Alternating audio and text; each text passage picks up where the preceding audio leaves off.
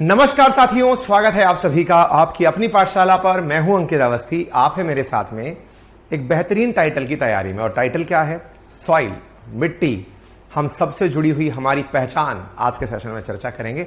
हमने जिस तरह से कल सॉइल की प्रोफाइल के बारे में जानने का प्रयास किया, सॉइल बनने के फैक्टर्स जानने का प्रयास किया, उम्मीद है आप सभी साथियों को वहां तक की चीजें समझ में आई होंगी। आज उससे आगे चलने का प्रयास करते हैं। मेरे सभी साथी जो मेरे साथ में इस समय लाइव हो चुके हैं, प्रद्युम्न, अभिषेक, अन्नू, नित्या, अयंत, पीयूष, सुधांशु, अंकुश, अभिषेक, अमित, आरती, जयराम, गौरव, ब्रॉक, प्रायंश्री, सभी साथियों को वेरी गुड इवनिंग। ठीक है, चलिए आज के सेशन में आगे बढ़ते हैं। और जितने भी हमारे हाल ही में जुड़े हुए साथी मित्र हैं, उन्होंने और क्लासेस जो हमारी पिछली वाली क्लासेस हैं वो देखना शुरू कर दी होंगी और संभवतया उन्हें उस बारे में अधिक जानकारी धीरे धीरे जुड़ती हुई और मिलती हुई जा रही होंगी। कल तक हमने सॉइल के फैक्टर्स क्या होते हैं ये जाना, सॉइल के कारण कारक कौन से हैं, किन से सॉइल जनरेट होती है, ये सब चीजें हम ऑलरेडी जान चुके हैं। सॉइल हॉरिजन तक की बातें हम लोगों ने कर ली थी as per my best of knowledge. ठीक है, यहां तक हमने सारी जानकारी कल प्राप्त कर ली थी। अब उससे आगे चलते हैं। कणों के आकार के आधार पर सॉइल का एक क्लासिफिकेशन कि भाई सॉइल असल में है क्या, बजरी की पहचान क्या है, रेत की पहचान क्या है, गाद की पहचान क्या है यानी सिल्ट की पहचान क्या है, और क्ले की पहचान क्या है। ग्रेवल, बजरी, जो 2 mm से मोटा पार्टिकल रखती हो वो बजरी कहलाई। रेत, जो 0.05 से लेकर 2 mm तक का पार्टिकल साइज रखती हो, सैंड कहलाती है। सिल्ट, जो 0.002 mm से लेकर 0.05 mm तक का साइज रखती हो, सिल्ट कहलाती है। और क्ले 0.002 mm से भी कम का जो साइज रखती हो वो मिट्टी कहलाती है, क्ले कहलाती है। अब सवाल बना, सर हम इसको क्यों जान रहे हैं? क्योंकि असल में आगे चल करके आप टाइप ऑफ सॉइल की ही चर्चा करने वाले हैं। हालांकि सॉइल के अंदर अनेक रूप हैं। इस साइज को जो हमने लिखा है, इस साइज से सिल्ट से लेकर क्ले के बीच में कई साइज प्रोफाइल हैं। लेकिन हमें पता चले आज के सेशन में जहां हम टाइप ऑफ सॉइल की बात करने वाले हैं, वहां हम कंफ्यूज होकर कभी बजरी की बात कर रहे हो, पता चले कभी हम कंफ्यूज होकर रेत की बातें कर रहे हो। क्या हम नहीं करेंगे? क्या बिल्कुल करेंगे। और इसी कारण से इन्हें दिमाग में रखते हुए जब हम आगे बढ़ेंगे तो चीजें समझना तुलनात्मक रूप से थोड़ा आसान होगा। और इसी आसानी को ध्यान में रखते हुए जो ये पिक्चर आपके सामने दर्शाई गई है कि सैंड कैसी होती है, सिल्ट कैसी होती है, क्ले कैसी होती है, ग्रेवल या बजरी कैसी होती है, एक पिक्टोग्राफिक रिप्रेजेंटेशन दिखाने का प्रयास किया गया है।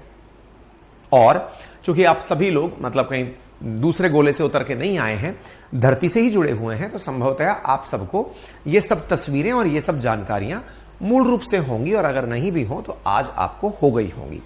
अब हम इससे आगे बढ़ते हैं और एक बहुत इंपॉर्टेंट टाइटल डिस्कस करते हैं। और वो इंपॉर्टेंट टाइटल है मृदा का पीएच। पीएच क्या है? Minus log of concentration of H. H plus acidity का परिमाचक। अच्छा, आप सबने अब तक ये तो जाना है एसिड क्या होते हैं, बेस क्या होते हैं और न्यूट्रल क्या होता है। आपको यह भी मालूम है कि किस प्रकार से एसिड के लिए पीएच साइकिल 0 से 7 और बेस के लिए 7 से ऊपर माना गया है। लेकिन जिस प्रकार से हमें रक्त का पीएच जानकर मजा आता है, ऐसे ही मिट्टी का अगर पीएच पता हो तो काम आसान हो जाता है। बोले ऐसा क्यों बोल रहे हैं? क्योंकि मृदा में क्या पैदा होगा ये इस बात पर बहुत हद तक निर्भर करता है कि मिट्टी के अंदर H+ की सांद्रता कितनी है, या कंसंट्रेशन ऑफ H+ कितनी है, या कंसंट्रेशन ऑफ OH- कितनी है। इन दोनों को नापने के लिए पीएच स्केल बनाया गया है। मृदा के अंदर जो डिफरेंट टाइप्स हैं उनमें यदि 0 से लेकर 4.5 पीएच तक की मृदा कहीं पाई जाती है तो उसे अनप्रोडक्टिव सॉइल माना जाता है। अर्थात जो हायर एसिडिक साइड में सॉइल है, जो यहां से लेकर के यहां तक की सॉइल है, ये हायर एसिडिक है। एसिडिक ज्यादा है तो इस पे उत्पादन नहीं होता है। उत्पादन क्यों नहीं होता है? इसके पीछे का कारण क्या है कि ऐसी जगह पर ना तो नाइट्रोजन ढंग से मिलता, ना कैल्शियम मिलता, ना फास्फोरस मिलता, ना मैग्नीशियम मिलता और ना ही पोटेशियम मिलता। ये जो NPK जो कि मृदा के अंदर पाए जाने वाले रेशो हैं, जो 1:10 2:1 में होते हैं आइडियल सॉइल में, और भारत की मिट्टी में 4:2:1 के रेशो में होते हैं। ये एसिडिक मृदा के अंदर मिलते नहीं है या फिर कम सांद्रता में यानी कम कंसंट्रेशन में मिलते हैं। इस वजह से एसिडिक सॉइल जो हायर एसिडिक साइड है वो अच्छी सॉइल नहीं मानी जाती। ठीक है, आपको यदि याद हो तो प्रधानमंत्री नरेंद्र मोदी के द्वारा सॉइल टेस्टिंग लेबोरेटरीज बनाई गई थी राजस्थान के सूरतगढ़ से, एक अभियान चला करके जिसके अंदर मृदा परीक्षण को बल दिया गया था, जिसमें मृदा की जांच करना कि हमको यह पता हो कि हमारी मिट्टी किस प्रकार की है। अगर किसी को याद हो तो वो कमेंट बॉक्स में बता सकता है कि क्या नाम है उस योजना का जो कि राजस्थान के सूरतगढ़ से मिट्टी की पहचान करने के लिए शुरू की गई थी। कोई बताएगा?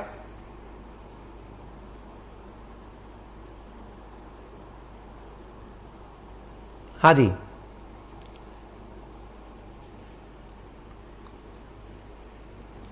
करिश्मा लिख रही है सर आपके नोट्स बहुत शानदार हैं, थैंक यू सो मच बेटा। कुछ बच्चे ये भी लिख रहे हैं सर 2-2 पेज निकालने में दिक्कत आती है। बेटा मैं सबकी दिक्कतें सॉल्व करने के लिए नहीं हूं यहाँ पे, मैं जैसे पढ़ाऊंगा वैसे ही आपको नोट्स अपलोड होंगे। हमने एक बार समझदारी की थी, हमने क्या किया, सारे नोट्स एक साथ अपलोड कर दिए। कमेंट बॉक्स में कमेंट ये आते थे सर इस क्लास का नोट्स कहाँ है। हमने क्या किया था, चैप्टर का शुरुआत में ही सारे नोट्स डाल दिए थे। तो चाहने वालों ने भर भर के सवाल ये पूछे कि सर इस क्लास का नोट कहाँ है। हमने कहा वो पहले डाल नहीं सर हमें कंफ्यूजन हो जाता है। तो बेटा इस क्लास में क्या भांति भांति के लोग हैं, तो हमारी सुविधा किसमें है कि हम जितना पढ़ाएं आपको मटेरियल डाल दें, आप उसको असुविधा समझें, ये आपकी हेडेक है। लेकिन जब चैप्टर खत्म हो जाएगा तो हम उसका A4 आपको उठाकर डाल देंगे। ठीक है जी हाँ, सॉइल हेल्थ कार्ड बनवाए गए थे, कुछ याद आ रहा है? सॉइल हेल्थ कार्ड में था क्या, आपको अपने खेत की मिट्टी को नजदीकी एग्रीकल्चर लेबोरेटरी में लेकर जाना था। वहां पर आपकी सॉइल की मृदा की एसिडिटी चेक होनी थी कि यह मृदा अम्लीय है अथवा क्षारीय है अथवा न्यूट्रल है। और जब सॉइल की हेल्थ पता चलेगी लेबोरेटरी से, तब कृषि वैज्ञानिकों के द्वारा किसानों को सजेशन दिया जाएगा कि आपकी इस मृदा में चूंकि एसिडिक कैरेक्टर ज्यादा है तो इसे दूर करने के लिए आप ये प्रयास करें, इसमें बेसिक कैरेक्टर ज्यादा है तो आप इस प्रकार का काम करें। ठीक है, तो इस प्रकार से भारत सरकार द्वारा हेल्थ की पीएच नपवाने का भी प्रोग्राम ऑलरेडी लॉन्च किया हुआ है। ठीक है, चलिए आगे बढ़ते हैं। हाँ जी, सॉइल हेल्थ कार्ड बिल्कुल सही है। इसके बाद में 4.5 से, यानी कि अब एसिडिटी थोड़ी कम हो रही है, इसे एसिडिक सॉइल कहा गया। देखिए होने को तो ये भी एसिडिक सॉइल ही है, लेकिन ये मोस्ट एसिडिक सॉइल है, ये अनप्रोडक्टिव सॉइल है। लेकिन इसके बाद में अब जैसे एक बालक है जिसको ग्रहण लग गया है, ग्रहण क्या लग गया है सर, चंद्र ग्रहण और सूर्य ग्रहण कब पढ़ाएंगे? नहीं पढ़ाएंगे सर, सारा कंटेंट में नहीं पढ़ा सकता, जो चीजें नहीं पढ़ा सकता वो मैं आपको नोट्स में भी उपलब्ध करा दूंगा, आप चिंता ना करें। ठीक है, जो पढ़ाने लायक है, अरे मैं कईयों बार पढ़ा चुका हूं चंद्र ग्रहण सूर्य ग्रहण। तुम मेरे यूट्यूब का कोई भी सेशन खोल के देख लो, जब सूर्य ग्रहण चंद्र ग्रहण पड़ता है हर सेशन में पढ़ाता हूं। मतलब फरमाइशी संगीत को रोकोगे तो पढ़ लोगे, क्या चीज चाहते हो? अगर चाहते हो कि केवल जिंदगी भर ज्योग्राफी पढ़ाई जाए तो मैं वो भी कर लूंगा, कितनी बार पढ़ाई है, और फिर भी मैं समय रहा आपको कंटेंट भी उपलब्ध करा दूंगा और पढ़ा भी दूंगा। प्रभु आगे बढ़ जाओ मेरे साथ, है ना। तो ये चल रही है वो देख लीजिए। ठीक है, चलिए अब इसके बाद में आगे क्या हो रहा है,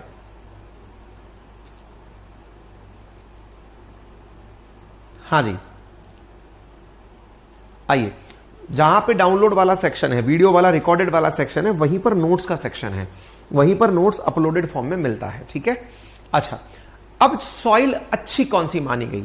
जो न्यूट्रल सॉइल है। न्यूट्रल तो सर कुछ होता ही नहीं है, 7 पर न्यूट्रल है। अब 7 पर न्यूट्रल एग्जैक्टली कैसे मिल जाएगा?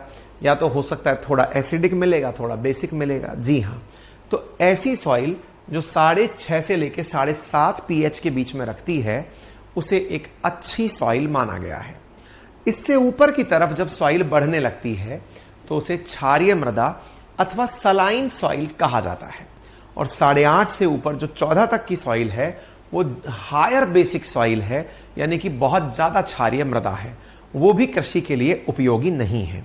जो स्लाइटली एसिडिक या न्यूट्रल सॉइल है वो एग्रीकल्चर के लिए किसी भी प्रकार के प्लांट्स उगाने के लिए बेस्ट सॉइल होती है। जो बेसिक वाली सॉइल है उसमें क्या परेशानी होती है? क्या उसमें भी नाइट्रोजन, फास्फोरस, कैल्शियम खत्म हो जाते हैं क्या? नहीं, उसमें ये खत्म नहीं होते। इसमें कुछ और जो प्लांट्स के लिए जरूरी तत्व हैं वो खत्म हो जाते हैं। जैसे प्लांट के लिए जरूरी तत्व है iron, zinc, copper, boron, phosphorus, manganese, जो कि लेस अवेलेबल होते हैं प्लांट के द्वारा। वो जब मिट्टी क्षारीय होती है तो वो एब्जॉर्ब नहीं हो पाते। एब्जॉर्ब मतलब प्लांट अपनी रूट्स के माध्यम से एल्कलाइन सॉइल के अंदर इन्हें अवशोषित नहीं कर पाता।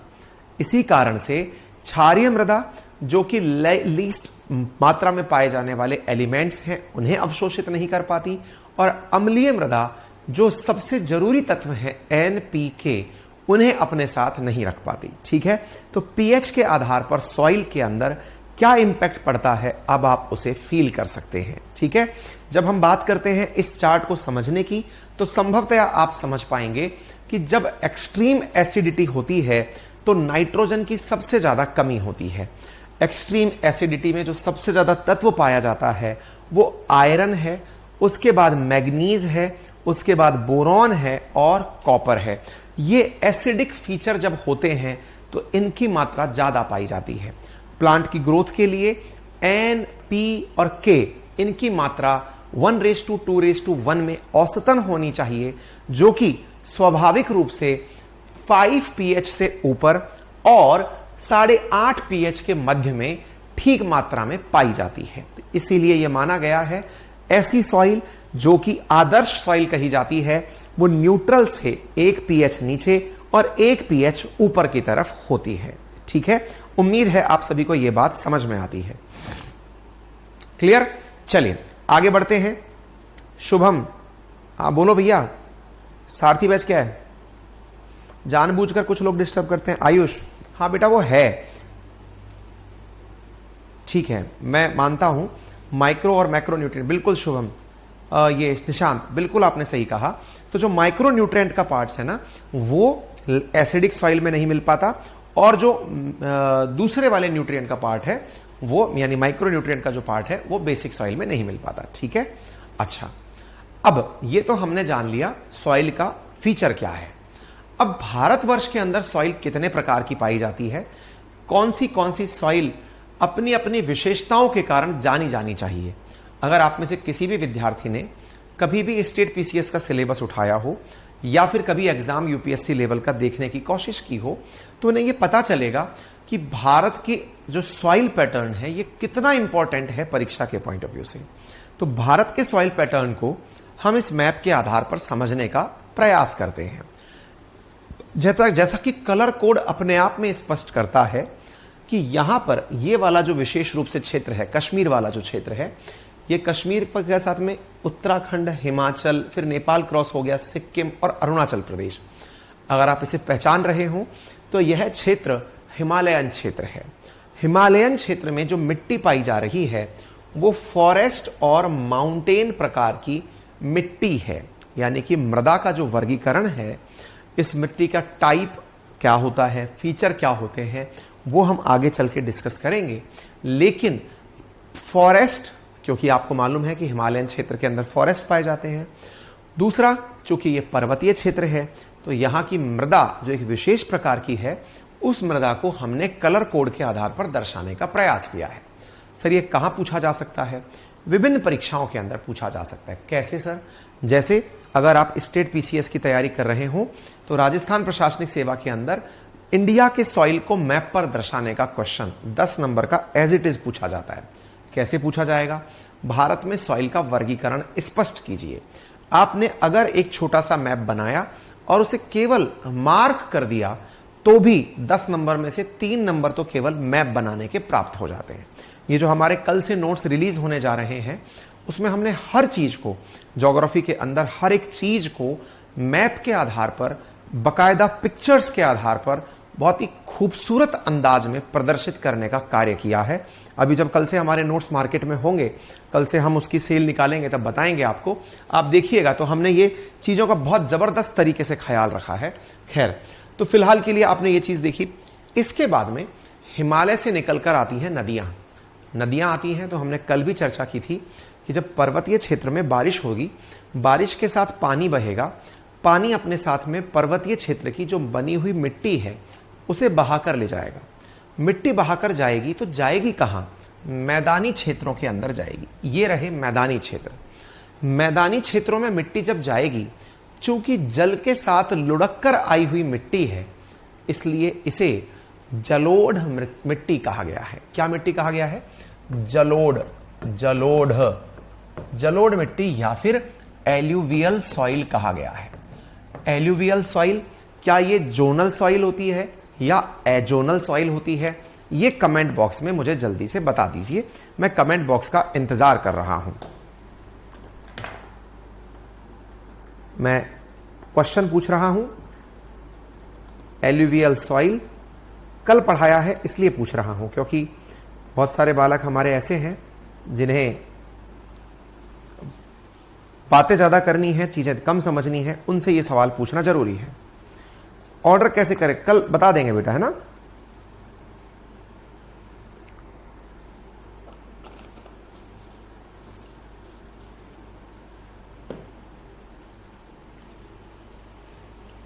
कमेंट बॉक्स में नहीं, मैंने पोल क्रिएट कर दिया है। और कल पूछा, कल पढ़ाया था इसलिए पूछा है, मैं ऐसे भी नहीं पूछता। कल पढ़ाया था, बताइए।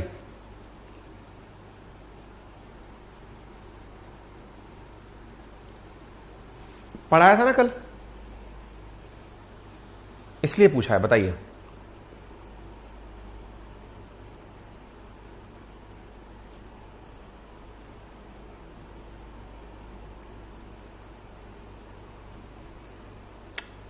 ये हाल है।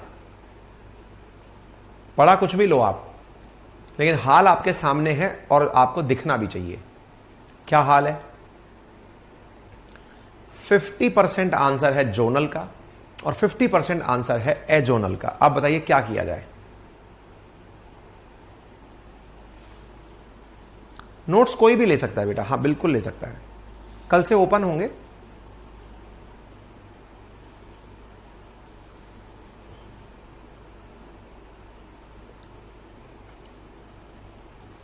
अब फिलहाल रिजल्ट है 57% जोनल का और 42% एजोनल का। सोचिए आप। अच्छा, एक इंटरेस्टिंग बात बताता हूं मैं आपको। आप कभी भी मेरी क्लास में आके कमेंट बॉक्स देख लेना, कभी भी लाइव कमेंट्स कभी भी उठा के देखिएगा, तो आप एक चीज पाएंगे। क्या पाएंगे? इस कमेंट बॉक्स के अंदर अक्सर दो प्रकार की मांगे उठेंगी। सर नोट्स कहां मिलेगा? अच्छा। दूसरी मांग, सर ये बच गया। तीसरा, सर वो वाली क्लास नहीं चल रही। ये तीन कमेंट कॉमन है, कोई सी भी क्लास उठा के देख लो, कॉमन कमेंट है। इनमें से एक कमेंट फिर भी जेन्युइन है कि सर पुरानी क्लास नहीं दिख रही। क्यों नहीं दिख रही? क्योंकि वो कई बार सिस्टम से अपलोड होने में देर करती है, प्रोसेसिंग होती है ना, तो उसमें टाइम लगता है। ठीक है सर।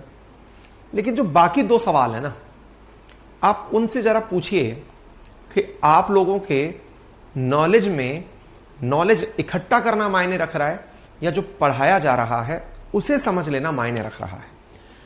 प्यारे साथियों, अगर आप वाकई में जीवन में कभी सफल होना चाहते हैं, स्टूडेंट वो कभी सफल हुए ही नहीं जिन्होंने 100% कोर्स कंप्लीट किया। आप कहेंगे सर ये तो आप गलत बोल रहे हो। मैं गलत बोल रहा हूं? किसी भी सिलेक्टेड कैंडिडेट को उठाकर पूछ लेना, उसका जो पहला कमेंट होगा ना, पता है वो क्या होगा? मेरी तैयारी, और मैं खुद सिलेक्टेड कैंडिडेट हूं इसलिए ये बोल पा रहा हूं, इसलिए नहीं कि आपने मुझे खरीद लिया है। 1999 में तो यार मैं जहां खड़े होकर भाषण देने जाता हूं ना, उसी की कीमत मेरी लाखों में होती है। मुद्दा ये नहीं है। मुद्दा क्या है? मुद्दा ये है कि सिलेक्शन सेलेक्टिव स्टडी से होता है, और वो सेलेक्टिव स्टडी जो काम की हो उसे अगर कर लिया जाए तो एक स्मार्ट स्टडी कहलाती है। स्मार्ट स्टडी को जब हम आपको डिलीवर भी कर रहे होते हैं ना, तो भी कई नादान परिंदे भटक रहे होते हैं। परिणाम आपके सामने है। अभी भी 50% से ज्यादा लोगों का जवाब जोनल सॉइल है, जबकि आंसर क्या है? यह एक एजोनल सॉइल है। कल ही पढ़ाया है। दिखा दूं मैं आपको? आइए अब मैं पोल खत्म करता हूं। देखिए, यह केवल एक परिचय था। और क्यों दिया मैंने आपको यह परिचय? ताकि आपको आपसे परिचय करवाया जाए। आपका आपसे परिचय कल की सॉइल में ये देखिए क्षेत्रीय और अक्षेत्रीय, और ये रही जलोढ़ मृदा, अक्षेत्रीय मृदा।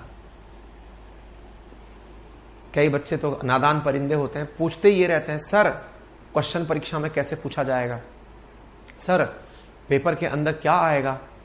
पेपर में ऐसी ही चीजें जो कि बहुत आसानी से समझ में आ रही होती है ना, क्योंकि पढ़ाने वाले टीचर की काबिलियत क्या होती है कि वो आपको ऐसे पढ़ा रहा होता है कि वो ऐसा लगता है अरे यार ये तो आ ही जाएगा। जब आ ही जाएगा वो सवाल घुमा के पूछ लिया जाता है तो हालत खराब हो जाती है। एक और टेस्ट कर लेता हूं, आप ही के सामने टेस्टिंग है आपकी, इसमें कोई रॉकेट साइंस नहीं लगा हुआ, ठीक है। क्वेश्चन है NPK का रेशो कौन सी मृदा में ज्यादा होता है। एक पोल और कराता हूं,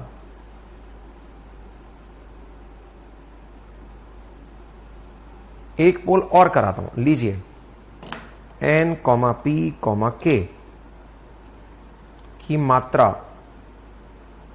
कहां ज्यादा होती है। A एसिडिक और B बेसिक। अरे वो कोई नहीं कॉल करना, वो सीरी अपने आप से आदेश मान रहा है। लीजिए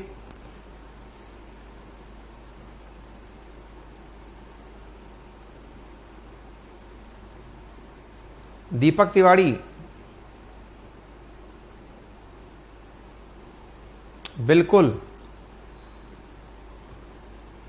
अभी हाल सवाल पूछा है ना मैंने आपसे, और आप ही की क्लास में पूछा है, अभी हाल पूछा है, सवाल पूछा है NPK की मात्रा कहां ज्यादा पाई जाती है। अभी पढ़ा के निकला हूं आपके सामने, आप अपने पोल के रिजल्ट्स आप खुद ही देख लीजिए। मतलब सर हम कल की क्लास में नहीं थे, ये एक कारण हो सकता है, मैं तो आज की क्लास की बात कर रहा हूं, आज की क्लास में देख लीजिए।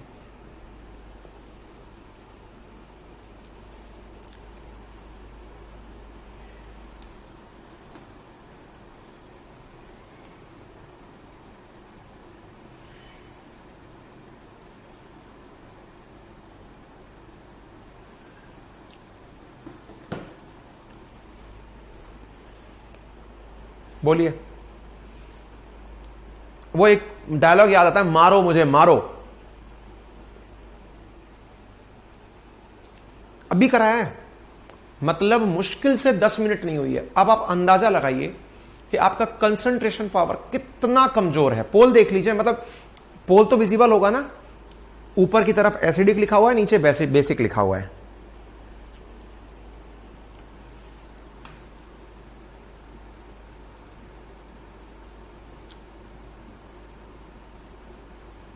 रोहित ने बहुत अच्छा पॉइंट डाला है, पीडीएफ खा लो। 2 सवाल तो आ नहीं रहे, पीडीएफ चिल्लाते हैं। अब देख लो पीडीएफ वालों, अभी भी इसी बीच में भी एक बालक है जिसका नाम मोह मीणा है, वो अभी भी क्या लिख रहा है, सर हिंदी और इंग्लिश की पीडीएफ अलग करा दो, प्रिंटिंग का कॉस्ट बहुत आता है। अरे मेरे भाई ये क्या करेगा इसको लेकर के, ये सारा कंटेंट भाई मैं फ्री में दे दूंगा, कुछ मतलब नहीं है। मैंने भी किसी किताब से नकल कर रखी है, कोई मतलब नहीं मेरे भाई, एक अच्छी सी किताब खरीद ले, कोई फर्क नहीं, सब किताबों से कंटेंट है, क्या करेगा इसका घर में ले जाके। ये ऐसा नहीं है कि मेरे पास दुनिया की औषधि है, जड़ी बूटी है कि मैंने दे दी, नहीं, ये सब जगह लिखा हुआ है। उसके बावजूद भी जो असली चीज है जिसके लिए तुम्हें आना है मेरे भाई, वो क्लास की पढ़ाई है। तुम्हारा रिजल्ट देखो, क्लास के अंदर अभी भी 25% से अधिक बालक, 26% का रेशो है जिन्होंने आंसर बेसिक सॉइल दिया है, और ये 5 मिनट हुई है पढ़ाए हुए। मतलब दुख होता है समटाइम्स ना, इन चीजों पे दुख होता है, बाकी ठीक है, मतलब आपकी मर्जी है। देखिए 2 बातें हैं जी, पढ़ना आपको है, पढ़ाना मुझको है, लेकिन दुख किस बात का होता है, जब आपसे कंसंट्रेशन की डिमांड की जाती है और आपकी हरकतें आपको आईना दिखाती हैं और फिर भी आप नहीं समझते ना, तब दुख होता है। चलिए दुख को आगे बढ़ाते हैं। तो आपको एसिडिक और बेसिक मैंने अभी हाल बताया था कि जो तुलनात्मक रूप से जो मात्रा ज्यादा आती है वो एनपीके की एसिडिक साइड में ज्यादा आती है, बेसिक साइड के अंदर अन्य मटेरियल की मात्रा ज्यादा आती है। सब बताया था, पर कोई बात नहीं, ठीक है। जलोढ़ मृदा पर आगे आते हैं। जलोढ़ मृदा कहां पाई गई ये बता दिया। अब जलोढ़ मृदा कैसे बनी ये भी मैं बता चुका हूं। आपको मैंने पहले भी पढ़ा रखा है खादर और बांगर, आप तो खैर भूल चुके होंगे तो पूछने का लॉजिक नहीं है। ये जो जलोढ़ मृदा आती है ना, जल के साथ बहकर जो मृदा आई है जिसे जलोढ़ मृदा या एल्यूवियल सॉइल कहा गया है, वो एल्यूवियल सॉइल जलोढ़ मृदा जो जल के साथ बहकर आई है वो मृदा, उस मृदा के अंदर जो सबसे इंपॉर्टेंट चीज है वो क्या है कि ये दो प्रकार की मुख्यतया होती है। कौन सी होती है? एक होती है खादर और एक होती है बांगर। अब जो अंग्रेजी वाले बालक हैं वो भी जान लें, ये दोनों प्रकार अंग्रेजी में भी खादर और बांगर कहलाते हैं। इन्हें अंग्रेजी में किसी अन्य नाम से नहीं जाना जाता। इनमें से जो रिवर के साइड वाली नजदीक वाली जो जगह है जहां पर रिवर बह रही है, उसके बिल्कुल तट के नजदीक वाली जो मिट्टी है उसे खादर के नाम से जाना गया है। और जो तुलनात्मक रूप से थोड़ा दूर वाली मिट्टी है, रिवर के पानी से जो थोड़ी दूर की तरफ मिट्टी है, उसे बांगर मिट्टी के नाम से जाना गया है। इनमें से जो ज्यादा फर्टाइल है, फर्टाइल खाद युक्त जो है वो खादर है। जो फर्टाइल है वो खादर है, जो लेस फर्टाइल है वो बांगर है। ये मिट्टी कहां पाई जाती है? ये नदी के साथ बहकर आई हुई मिट्टी है जिससे मैदान का निर्माण होता है। सामान्यतया दो नदियों के बीच के क्षेत्र को दोआब कहा जाता है। मैंने जब आपको इंडियन ज्योग्राफी के शुरुआती लेक्चर थे उनमें सभी प्रकार के दोआब पढ़ाए थे, ठीक है। जोनल का मतलब होता है क्षेत्रीय, उसी क्षेत्र पर पाई जाने वाली मृदा जोनल सॉइल कहलाती है, और जो कहीं दूर से आए वो एजोनल या अक्षेत्रीय मृदा कहलाती है, ठीक है। तो जो नजदीक मिल रही है वो खादर है और जो दूर मिल रही है वो बांगर है, ठीक है। मैप को देखते देखते समझने का प्रयास करते हैं। क्लियर हो गया? चलिए अब थोड़ा और चलिए लेफ्ट में उतर लेते हैं, इधर देख लेते हैं। ये वाला क्षेत्र संभवतया पहचान में आ रहा होगा। कौन सा क्षेत्र है ये? ये क्षेत्र है राजस्थान वालों का। कौन सा क्षेत्र है साहब? ये क्षेत्र है राजस्थान का मरुस्थलीय क्षेत्र। मरुस्थलीय क्षेत्र को अगर आप कलर कोड के आधार पर यहां देखें तो एरिड और डेजर्ट, शुष्क और मरुस्थलीय मृदा के नाम से बोला गया है। यह रहा शुष्क और मरुस्थलीय मृदा। यह मृदा शुष्क क्यों है? आंसर मैंने पहले भी दिया है, अभी भी दिया है, क्योंकि यहां बारिश ही नहीं होती है। मरुस्थल किसे कहा गया है? वो क्षेत्र जहां पर 25 सेंटीमीटर प्रति वर्ष से कम बारिश होती हो, वो एरिया डेजर्ट कहलाता है। डेजर्ट कहां है? तो राजस्थान के अंदर डेजर्ट है। क्या सर आप जहां हो वहां पर भी डेजर्ट है? नहीं। अरावली पर्वत श्रृंखला राजस्थान को दो भागों में बांटती है। एक वो क्षेत्र जो डेजर्ट वाला है और एक वो क्षेत्र जो डेजर्ट वाला नहीं है। तो डेजर्ट वाला क्षेत्र टुवर्ड्स पाकिस्तान है और जो बाकी क्षेत्र है वो शेष भारत की तरफ है, ठीक है।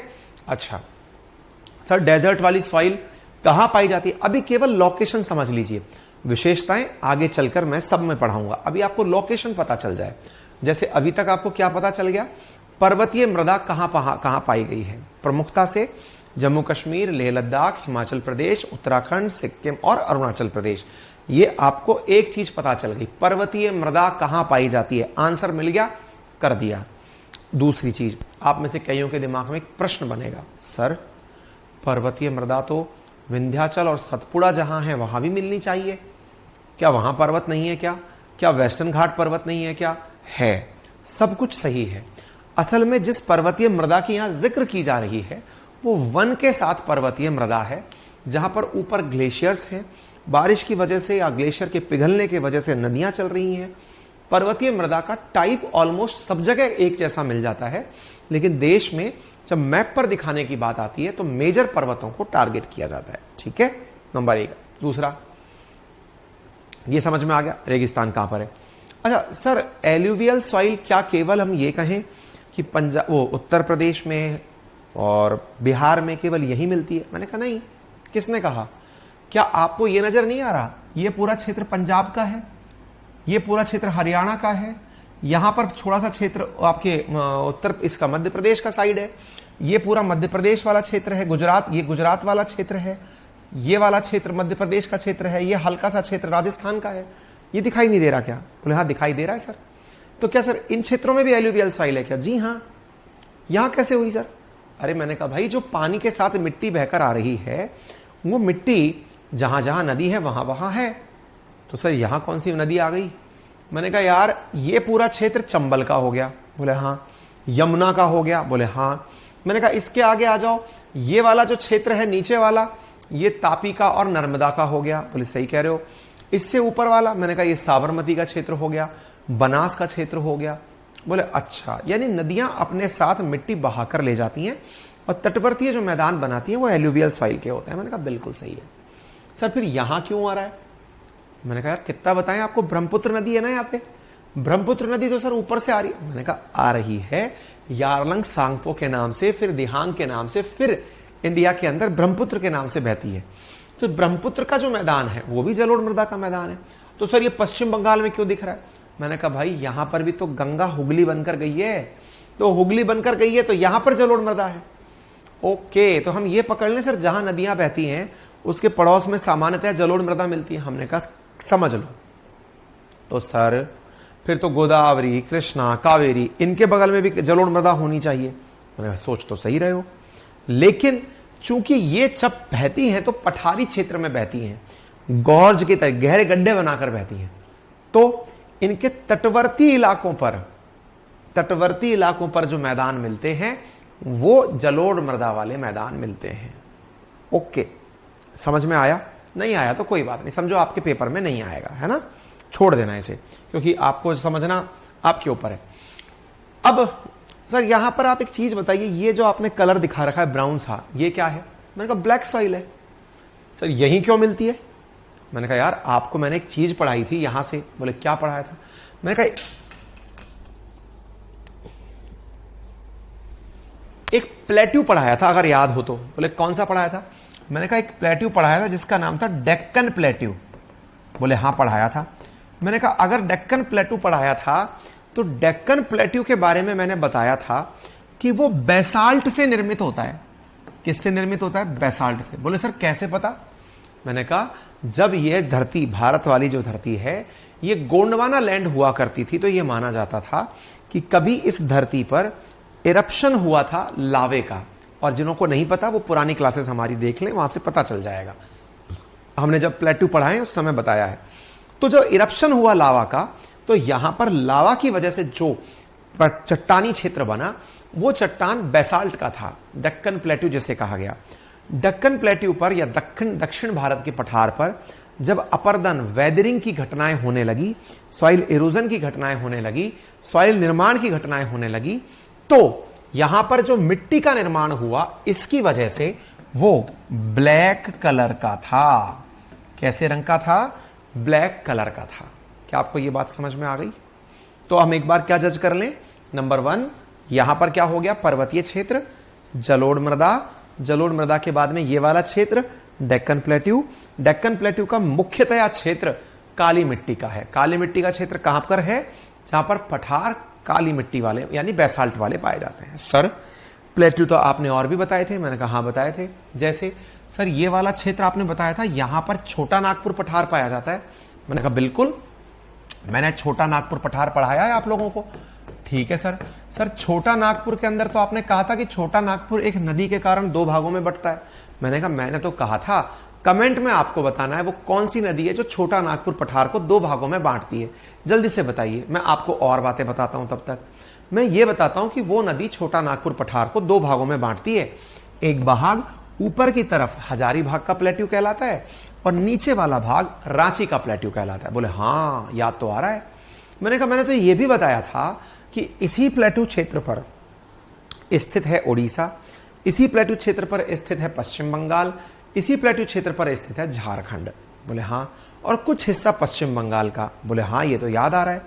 तो जब ये आपको याद आ रहा है तो ये भी याद आना चाहिए। बिल्कुल सही जवाब दिया नितिन ने, दामोदर नदी बहती है। महाकाल ने भी सही जवाब दिया है, बिल्कुल सही जवाब है बाकी मित्रों का भी। यहां पर जो नदी बहती है उसका नाम क्या है? दामोदर नदी। दामोदर नदी कभी किस नाम से जानी जाती थी?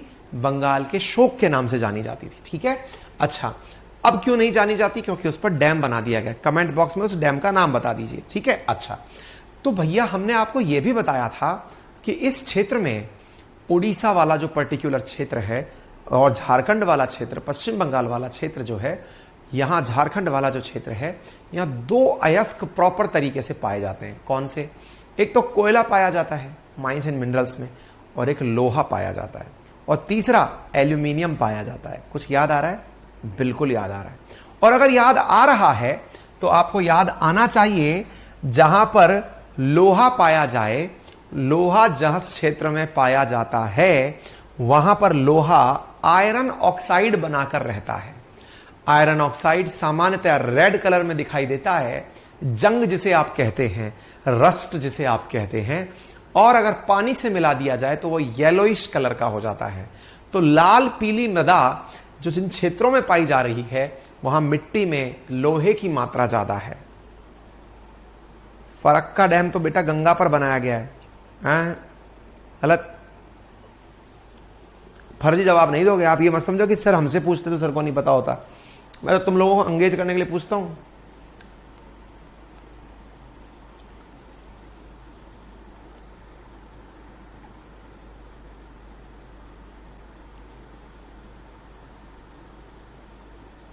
ठीक है, कल का शेड्यूल आ गया है। जो भी बालक मित्र आपके नटराज बैच में हो उन्हें भी बता दीजिएगा। कल से नटराज बैच के अंदर शाम को 8 से 9 बजे मेरी इंडियन पॉलिटी शुरू हो रही है, और आप लोगों का टाइम चेंज हो रहा है। आप लोगों की क्लास सुबह 8 से 9 होगी। सारथी बैच और ये भवानी बैच की जो कंबाइंड क्लास चल रही है ये सुबह 8 से 9 होगी कल से। तो कल से आप सभी लोग सुबह 8 से 9 ये पढ़ेंगे, और रात को 8 से 9 अगर आप में से कोई भी साथी नटराज में है तो वो पॉलिटी बैच पढ़ेगा। ठीक है, 1 2 3 4 5 6 7 8 9 कल से नटराज बैच में 9 क्लासेस शुरू हो जाएंगी। ठीक है,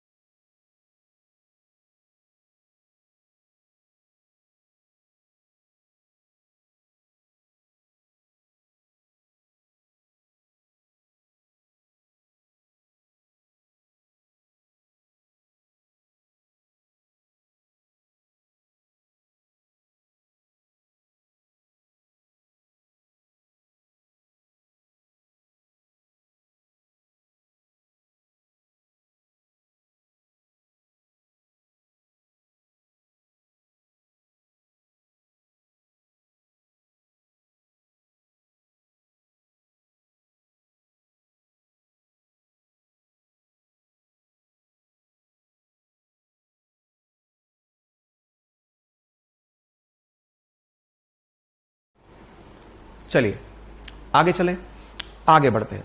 तो उम्मीद है आप लोगों को यह बात समझ में आ गई हो कि यहां से हमने किस प्रकार से छोटा नागपुर प्लेटू से। अब आपके दिमाग में फिर सवाल बनेगा, सर लेकिन आपने इस वाले क्षेत्र में लाल मृदा कैसे दिखा दी? मैंने कहा ये तो आपको याद करने की जरूरत है। बोले कैसे? हमने कहा याद करो, जब हमने ये प्लेट्यू क्षेत्र पढ़े थे। बोले हाँ। हमने कहा ऊपर वाला क्षेत्र छोटा नागपुर पठार पढ़ा था? बोले हाँ पढ़ा था। मैंने कहा कर्नाटक का जो पठार जब हम पढ़ते पढ़ते नीचे पहुंचे थे, बाबा बुदान की पहाड़ियां जहां पर हम पढ़ रहे थे, बाबा बुदान हिल्स जहां पढ़ रहे थे, उन क्षेत्रों में भी लोहे के प्रचुर भंडार पाए जाते हैं। याद करिए। बोले हाँ सर बताए थे। तो मैंने कहा जब मैं मिनरल्स पढ़ाऊंगा, माइंस एंड मिनरल्स, तो भी तो इसी से रिलेट करूंगा। ठीक है? नहीं सर शाम को एक दीजिए ना, शाम को एक दीजिए ना सर प्लीज ना। इस क्लास को रात को ही रखिए, वो नटराज वालों की कर लो सुबह। बेटा नटराज वालों के पास में ऑलरेडी 8 क्लासेस चल रही हैं, 9वीं क्लास मैंने बीच में घुसाई है। आपकी तो एक ही क्लास चल रही है जो ऊपर नीचे हो सकती है, उनकी 8 क्लासेस में से जगह निकाली है मेरे लिए। तो वो आधा घंटे का गैप था, तो एक टीचर को थोड़ा और ऊपर सरका के बीच में घंटा क्रिएट किया गया है। नटराज वाले बिल्कुल फंसे हुए चल रहे हैं, उनका पेपर कभी भी आ सकता है ना। अभी मतलब आरएस की वैकेंसी आने वाली है ऑलमोस्ट, तो कभी भी पेपर आ सकता है, इसलिए उनकी खींच के क्लासेस, अभी तो उनकी अभी 9 चल रही है, उनकी एक 10वीं क्लास और शुरू करनी है, अभी तो बहुत सारी क्लासेस पेंडिंग है उनकी, ठीक है ना, तो वो सब शुरू होंगी, ठीक है, क्लियर। चलिए आगे बढ़े। अच्छा, यहां वाला क्षेत्र समझ में आ गया, तो ये चीज हमने बता दी आपको, क्लियर हो गया। तो ये एक चीज आपको प्लेटू से रिलेट हो जानी चाहिए कि किस प्रकार से प्लेटू के बगल में ये चीज पाई जाती है। ब्लैक सॉइल समझ में आ गया, रेड सॉइल समझ में आ गया, एलुवियल सॉइल समझ में आ गया। अब एक सॉइल का टाइप यहां पर आप देखें, और वो है लेटेराइटिक सॉइल। अब ये क्या कहानी है साहब, लेटेराइटिक सॉइल क्या होती है? लेटर बोले तो लिटर, लिटर बोले तो ब्रिक जैसा लाल, बोले मतलब क्या होता है? मैंने कहा देखो, पहचानो आपको ये कलर कहां दिखाई दे रहा है, एकदम वेस्टर्न घाट के किनारे पर। और कहां दिखाई दे रहा है? कुछ एक क्षेत्र बीच बीच में, ये देखिए, ये देखिए, ये देखिए, ये देखिए, ये वो मिट्टी है जो ईंट जैसी है। ईंट जैसी मिट्टी कब होती है? ईंट जैसी मिट्टी तब होती है जब मिट्टी में जो क्या बोलते हैं अपने इसको, अरे यार, चूना पत्थर, लाइम की मात्रा होती है ना, वो ज्यादा होती है।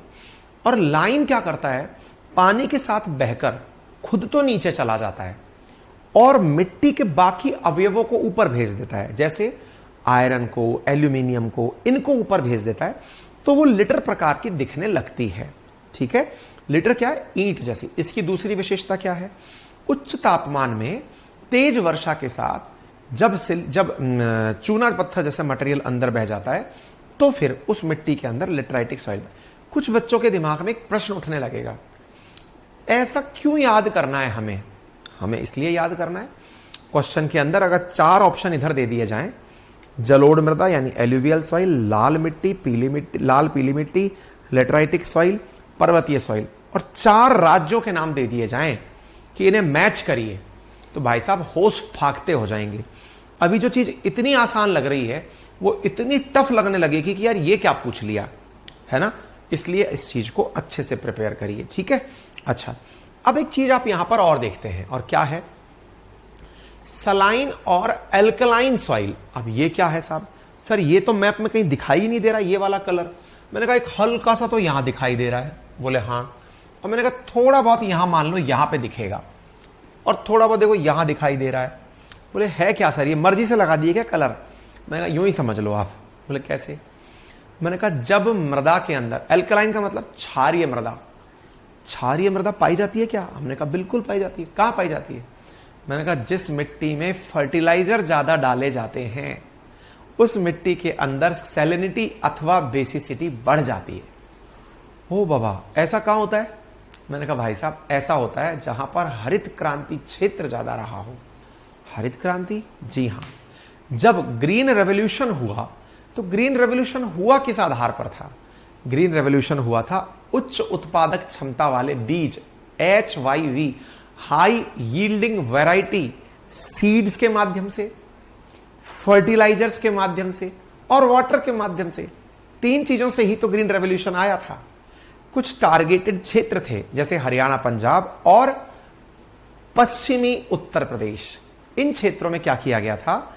पानी की भरपूर मात्रा उपलब्ध करा के, फर्टिलाइजर्स और ऐसे बीज उपलब्ध कराकर, बीज उपलब्ध कराए गए जिनसे फसल ज्यादा उत्पन्न हो सकती है, और फर्टिलाइजर्स उपलब्ध कराए गए ताकि बीज से पोषण पर्याप्त मात्रा में मिले। तो यहां पर उत्पादक क्षमता बेहतरीन बढ़ी। आज भारत के लिए कहने के लिए धान का कटोरा, चावल का कटोरा आप झारखंड और इस वाले क्षेत्र को कहते हैं, छत्तीसगढ़ वाले क्षेत्र को कहते हैं, लेकिन वास्तविकता में आज जो धान है या गेहूं है, ये सब बड़ी मात्रा में कहां पैदा हो रहा है? हरियाणा और पंजाब में, और रहा सहा पश्चिमी उत्तर प्रदेश में। उन क्षेत्रों में पैदा हो रहा है जहां मूलतः कभी वो पैदा होता ही नहीं था। ऐसे ही राजस्थान सरसों के अंदर टॉप कर रहा है, बाजरे में टॉप कर रहा है। ये हुआ कैसे? इन क्षेत्रों के अंदर प्रचुर मात्रा में फर्टिलाइजर, वाटर ये पहुंचाया गया। ऐसी स्थिति में लोगों को लगने लगा कि जितना फर्टिलाइजर डालोगे उतना ज्यादा फसल प्राप्त होगी। फर्टिलाइजर की बढ़ी हुई मात्रा ने इन क्षेत्रों में मृदा को ही अल्कलाइन सॉइल कर दिया। आज मैं आपको अचरज के साथ बताना चाहूंगा कि हरियाणा और पंजाब वाले क्षेत्र में फर्टिलाइजर इतना डाला गया कि फसलों के साथ साथ फर्टिलाइजर इंसान के शरीर में भी जाने लग गया। आप पूछेंगे कैसे?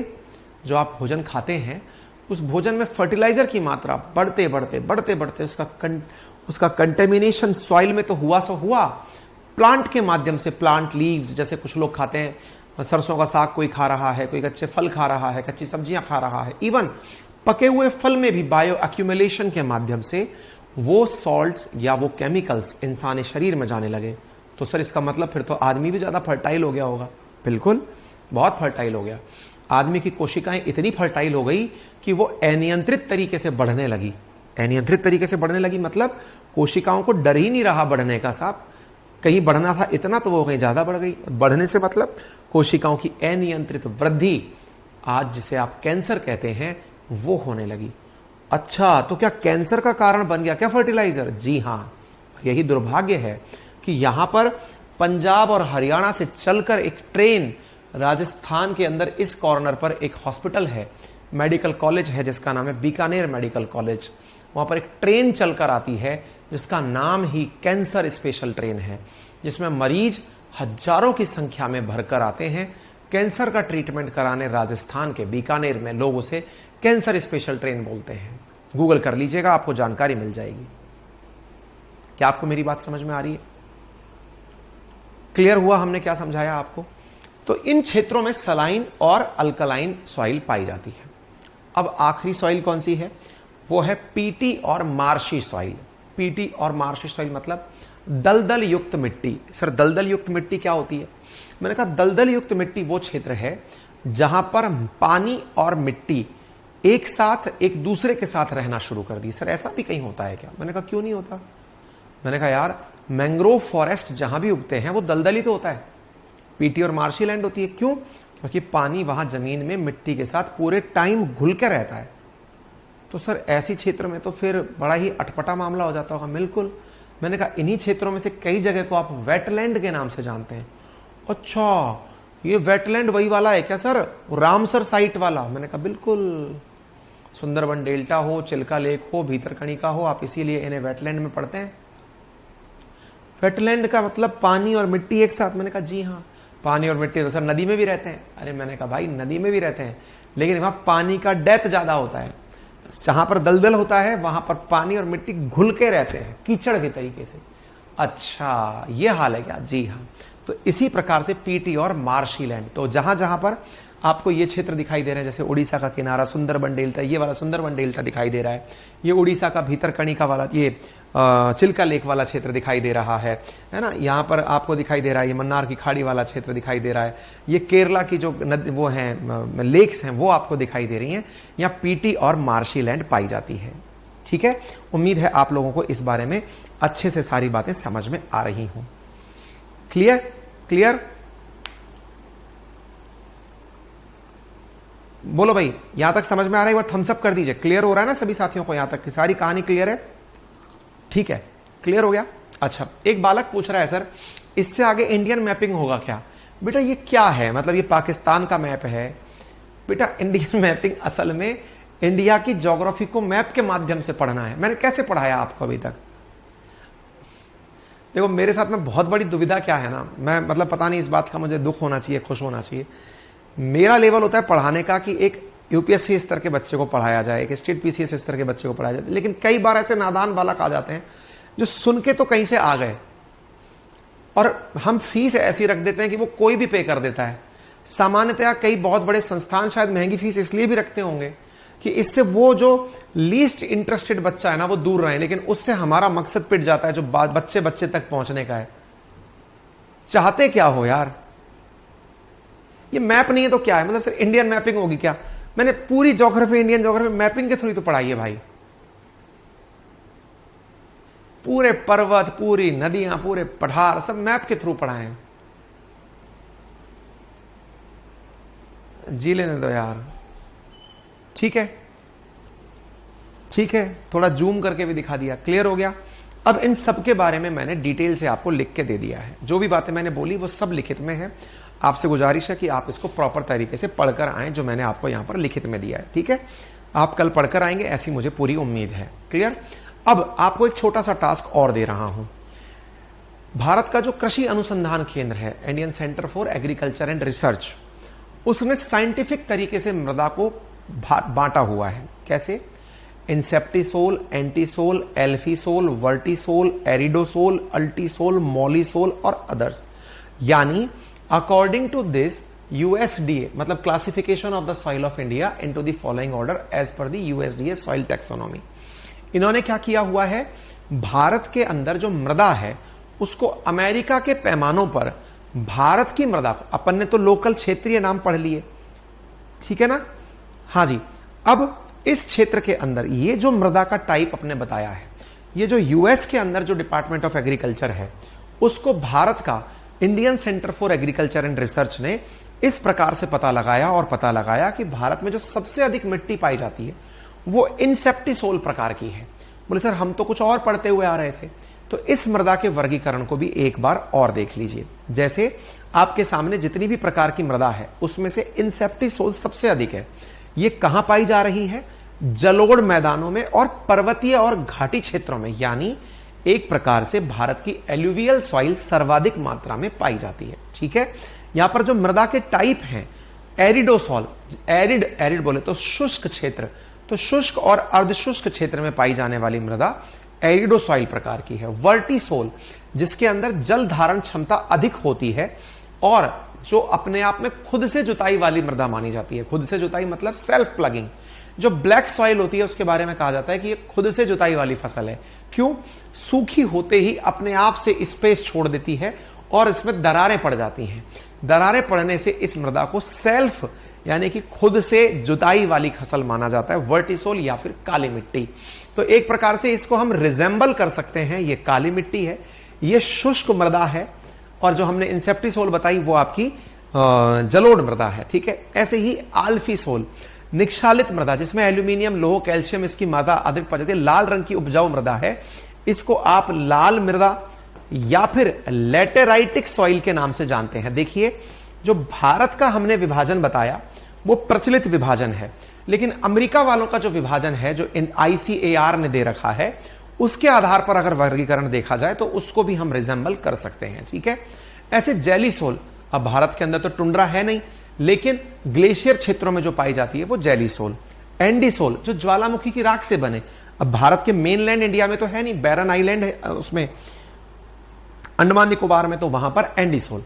मॉलिसोल, शीतोष्ण कटिबंधीय घास के मैदानों में जिसमें ह्यूमस की मात्रा अधिक पाई जाती है। चैरनोजम इसी प्रकार की मृदा का अन्य नाम है। चैरनोजम दुनिया की सबसे उत्कृष्ट मृदा जिसे कही गई है उसका नाम चैरनोजम है।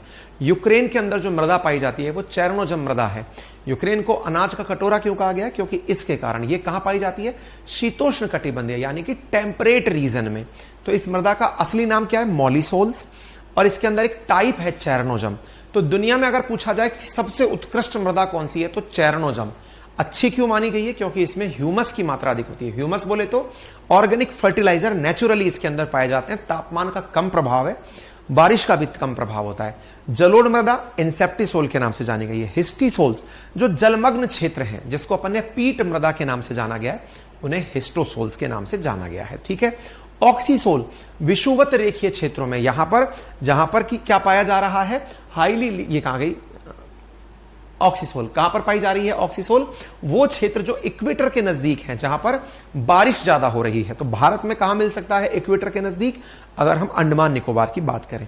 एल्टीसोल, वो क्षेत्र जो हाई एल्टीट्यूड पर पाए जाते हो, एल्टीसोल। स्पोडोसोल, जो ठंडे आर्द्र क्षेत्रों में पाई जाती हो।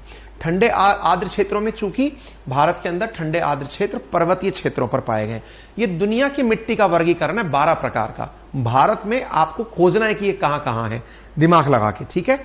और ये कौन सी है? एंटीसोल, जिसको हमने कहा गया अविकसित मृदा, जो हवा के साथ बहकर आई है।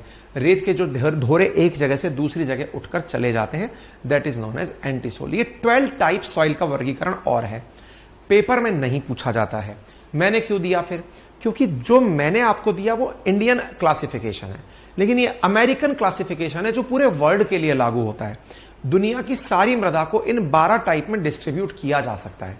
जरूरी नहीं है कि 12 की 12 इंडिया में पाई जाएं, लेकिन भारत में इतनी डाइवर्सिटी है कि यहां टुंड्रा जैसा फीचर भी पाया जाता है, क्योंकि हमारे यहां सियाचिन जैसे ग्लेशियर्स भी हैं। इस वजह से हमारे यहां सब प्रकार की मृदाओं पर सब प्रकार के जंगलों का पाया जाना संभावित होता है। इसलिए यूएस का जो डिवीजन है वो ICAR अपने हिसाब से यूज करके 8 भागों में बांटकर यूज कर लेता है, जो आपके सामने यहां पर दिखाए गए हैं। प्रमुखता से यहां पर 6 ही प्रकार की मृदा ICAR ने इन 12 में से मानी है। ठीक है, उम्मीद है आप लोगों को यह मृदा वाला चैप्टर थोड़ा बहुत समझ में आया होगा। आ गया, बहुत बढ़िया बात है। नहीं आया तो समझ लेना ये मेरे पेपर में नहीं आएगा। मैं आपके लिए इतना ही कर सकता था, बाकी मर्जी आपकी, आप इसको गाली दें, तारीफ करें, अच्छा बोलें, भरा बोलें, कोशिश तो अच्छी के लिए की है। ठीक है, नॉइट्स का प्राइस क्या रहेगा आप खुद से सोच लेना। 9,500 पेज हैं, 9,500 पेजेस हैंड रिटन नोट्स, 20 एक भी किताब उसके बाद बाहर से नहीं खरीदनी, सब उसमें कंप्लीट एक ही बार में।